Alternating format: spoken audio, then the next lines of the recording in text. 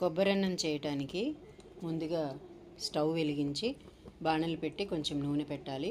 నూనె వేడెక్కాక పల్లీలు, శనగపప్పు, మినపప్పు, ఆవాలు, జీలకర్ర, చీరుకున్న పచ్చిమిర్చి, చీరుకోకపోతే చిట్లుతాయి అవి, దానివల్ల బాగా వేగుతాయి కూడా. కరివేపాకు, ఇంగువ, పసుపు వేసుకొని ఆఖరణ ఎండు కొబ్బరి, అవునండి ఎండు కొబ్బరి కూడా వేయించి పొడిగా చేసి పెట్టుకున్న అన్నాన్ని కలుపుకోవడమే. ఇది ఎండు కొబ్బరితో చేసిన పులిహోర.